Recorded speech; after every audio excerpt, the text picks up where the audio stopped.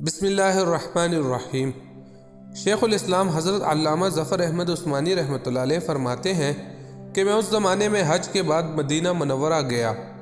ہم لوگوں نے کھانا کھانے کے بعد دسترخوان کو لے کر ایک ڈھیر پر جاڑ دیا تاکہ روٹی کے بچے ٹکڑوں اور ہڈیوں کو جانور کھا جائیں۔ تھوڑی دیر بعد جب میں اپنے کمرے سے باہر نکلا تو یہ دیکھ کر حیران رہ گیا کہ ایک خوبصورت 9 سال کا بچہ ان ٹکڑوں کو چن چن کر کھا رہا ہے۔ مجھے سخت افسوس ہوا۔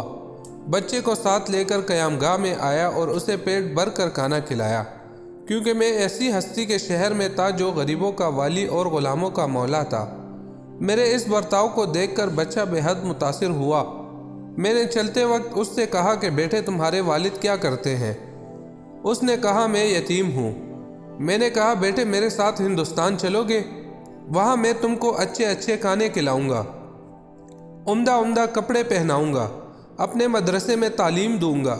جب تم عالم فاضل ہو جاؤ گے تو میں خود تم کو یہاں لے کر آؤں گا اور تمہیں تمہاری والدہ کے سپرد کر دوں گا۔ تم جاؤ اپنی والدہ سے اجازت لے کر آؤ۔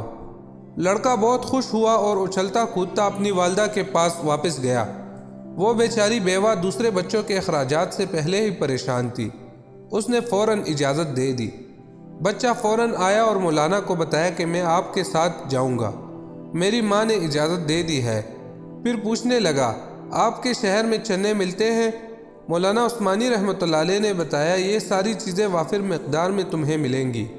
مولانا کا بیان ہے کہ میری انگلی پکڑے پکڑے مسجد نبوی صلی اللہ علیہ وآلہ وسلم میں وہ میرے ساتھ آیا اور دنگ رہ گیا۔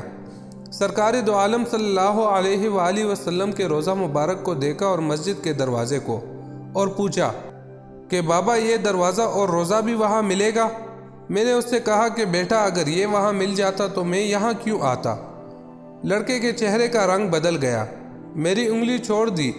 بابا تم جاؤ، اگر یہ نہیں ملے گا تو میں ہرگز اس دروازے کو چھوڑ کر نہیں جاؤں گا۔ بھوکا رہوں گا، پیاسا رہوں گا، اس دروازے کو دیکھ کر میں اپنی بھوک اور پیاس بجھاتا رہوں گا جس طرح آج تک بجھاتا رہا ہوں۔ یہ کہہ کر بچہ رونے لگا اور اس کے عشق کو دیکھ کر میں بھی رونے لگ گیا۔